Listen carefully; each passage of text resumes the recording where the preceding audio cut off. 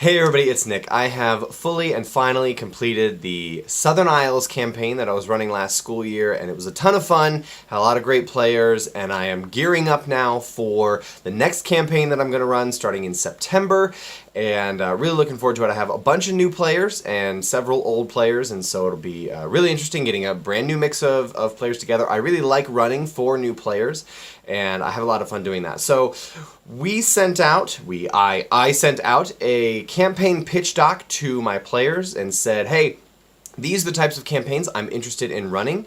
And then afterwards we picked one and had a session 0. And so that is what we're going to talk about in today's video. So I will link the full document that I sent to my players down below if you're interested in that. But the first thing I did in the doc was set up, hey, no matter what campaign you guys pick, there's going to be a few things. There's going to be a couple of combats every single session. There's always going to be interesting NPCs for you to interact with and meet and get to know. There's going to be, you could be from anywhere. You could be anyone from anywhere. I made sure to include various things like that so that the players knew that they weren't going to be boxing themselves into any specific situations or scenarios that would limit their choices. I have in the past done campaigns or one-shots where I strongly controlled what kinds of things players could be. You can't be any arcane casters, for example, because of this is what the campaign is. But I made sure that there were no restrictions like that in this campaign. I think those are fine to throw in, but it sort of needs some player buy-in. And I know I'm running for brand new players. I wanted to give them a more vanilla D&D experience than, hey, we're going to do something crazy and weird for your first time playing D&D. I mean, I guess most D&D is pretty crazy and weird if you think about it. Like, you're killing orcs and you're adventurers and yeah, it's pretty crazy and weird no matter what. But anyways, this concept, if you're not familiar with it, I'll set it up really quick. It's just the idea of pitching various campaigns that you are interested in running to your players and letting them pick. It came out of, at least I first heard about it, from a video that Matt Colville did, that again I will link to below, and he sort of proposed this. He may have found it from somewhere else, I don't know, but he had this interesting idea of, if you're interested in running different campaigns, why not let your players pick? Give them an overview of what a campaign will be like and some specific highlights and ways to organize, maybe what something is going to be. This will be a lot of combat versus not so much role-playing and that kind of thing. And so I did a similar thing with my players. I sent them 5 different campaigns to pick from, and I wanted to make sure that every single campaign that I sent them was one I was really interested in running, because if you have a favorite, then you should just go ahead and run that one, because your players will be able to tell that there is another campaign that you'd rather be DMing for than this one that they picked, and it won't be as much fun for everybody. So if there's one clear favorite of yours, then just run that. But I wanted to make sure that they were all ones that I really wanted to run, and I didn't want to overwhelm my players with choices. I wanted to make sure that they had a limited number of options, but still several options to pick from. So I had 5 different campaigns that I sent them and sort of give them an overview of what they were about, and then some specific highlights about maybe how this campaign varies from another campaign. I think this concept is actually really important in these days. You know, we go in, before we see a movie, there's a trailer, and we watch the trailer, and we have a really good concept about what the movie is going to feel like and be about. And maybe the trailers give away a little too much, right? They give away some spoilers and plot twists, but I think it's important for people to know what they're getting into when they sign up for a D&D campaign, and to know, even if there's only one campaign that you're interested in running, I think this is an interesting pitch for campaigns for players to know what is this going to be about, because it's very different kind of D&D to show up and, hey, we're going to be delving in dungeons and discovering ancient religious relics and fighting undead and going through temples. That's very different than a very Lord of the Rings-esque grand adventure. We're going to travel all over the place and mostly in the overworld and see lots of locations and do one big grand adventure. Like, those are very different D&D campaigns, and they're pretty vanilla campaigns, and that's fine, but I at least know that I, as a player, would really like to know which one of those am I getting into when I sign up for a D&D campaign. So I definitely recommend, even if there's only one campaign that you're going to do, sort of giving your players a bit of a trailer to look at and know what they're getting into with their campaign. But without further ado, let's jump into the campaigns that I sent to my players. So first we have the Agents of the Emperor, or the Special Forces campaign. Now, in my setting right now, I have told the players, and they're aware of the fact that there is an entity called Emperor Ares, and he is sort of the Alexander the Great equivalent in my setting, and he is making his way, conquering through the continent, and seems to be doing a really effective job. And in this campaign, you would be agents or special forces, sort of a small squad, a hit squad, for this emperor, and you'd need to be sort of loyal to the emperor, working for him, and you'd be taking specialized missions and doing various things like that. Over time, you would probably end up with a stronghold or base of operations.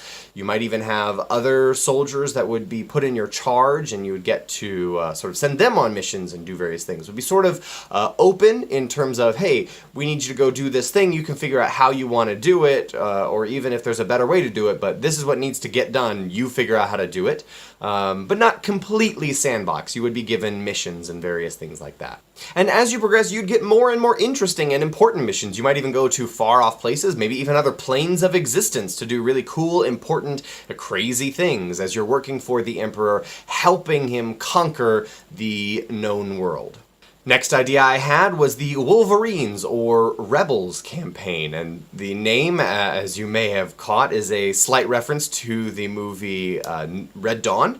And it would be the opposite of the previous campaign. You would be rebels in an occupied land that Emperor Ares had already taken over, and it would be your job to try to weaken his regime until you could maybe throw off his shackles and free your people. And so it's very much a fight against an oppressor, hit and run, guerrilla tactics, very much in that vein. Overwhelming odds, uphill battle, all of that. And I told the players about, it might be a higher body count than normal, but there's always more rebels because you are facing against some really tough opponents. And I did indicate to my players that for these two campaigns specifically, if you pick either one of them, then you will have to fight against the opposite campaign. So for example, if they pick the Rebels campaign, there would be some really oppressive and terrifying Special Forces hit squad that would be chasing them down, and vice versa. And they thought that was really interesting.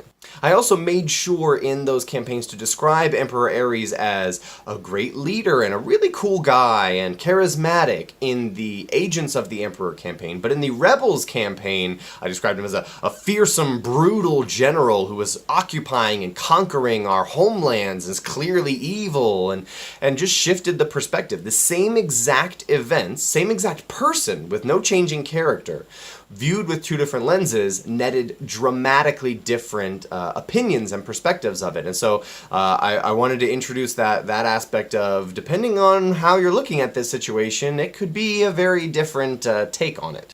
Next we have the Grand Expedition, or the Tour of Antar, which is the name of my campaign setting. And this would be some grand, far-reaching, Lord of the Rings-esque adventure where they travel far and wide to lands unknown and do some big overarching thing, gather pieces of an artifact, very like Rod of Seven Parts. We're going to gather all of this artifact to do one cool thing.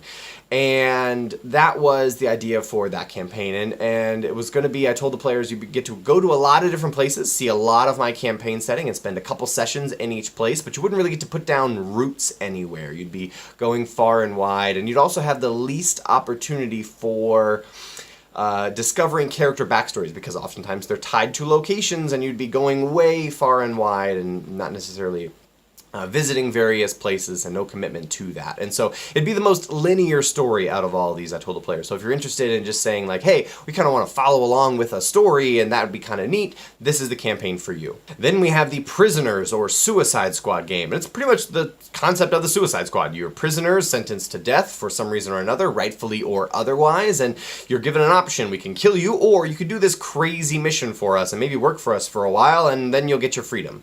And that's sort of where it is. I told the players that this is mostly the option for if you want to show up and not worry about like politics and dense backgrounds, because I often run a political game and sometimes the players feel overwhelmed by that. And I said, this is the game for if you don't want politics, you want to show up, do cool things, and kill cool things, this is the campaign for you. If you just want to like go on awesome adventures and have explosions in the background, that kind of a thing. This is that campaign. And then finally we have the Legion, or Leaders of a Mercenary Company. That's right, it's pretty much Matt Colville's The Chain campaign. Now obviously I would change a lot of things and tweak some specifics. It wouldn't take place in a giant city, for example, but there'd be lots of similar concepts. They'd be leaders of a mercenary company trying to grow the company and take contracts and do various things like that for some big overarching goal to defeat some kind of an enemy. Maybe it would be against Emperor Ares, who knows. But that was the kind of thing that I wanted to, so you know, people that you're in charge of, that kind of a thing. So I was interested to see what the players would pick. As you can tell, there's lots and lots of different options that have a wide range of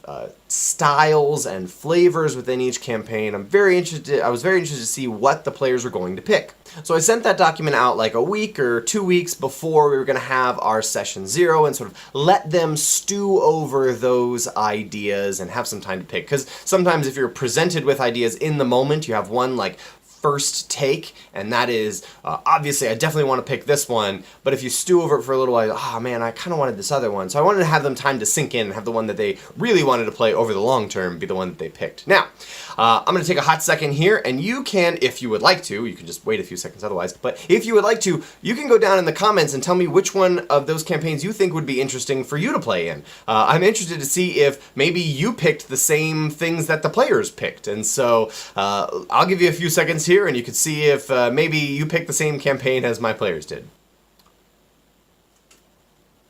Ooh, water break.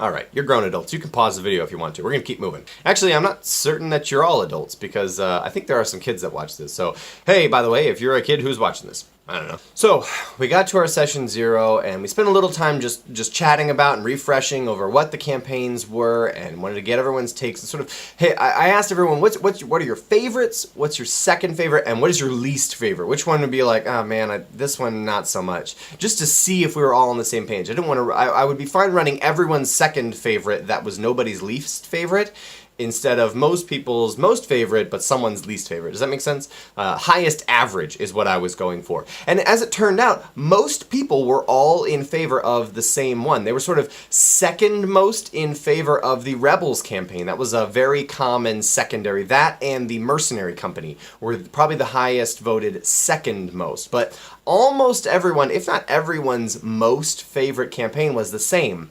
It was the Agents of the Emperor Special Forces campaign.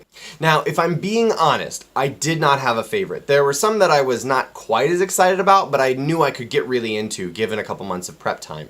But if you put a gun to my head and said I had to pick one that was my favorite, it would have been that one. So everyone's really excited. We're looking forward to getting to do this. Not necessarily evil, but I don't know how much of a good guy Ares is. I think he's a pretty good guy. He's not doing anything evil. I made a clear distinction between there is Hitler and there's Alexander the Great. And this guy is very much not Hitler. He's very much Alexander the Great. And Alexander the Great was a great guy if you were Greek.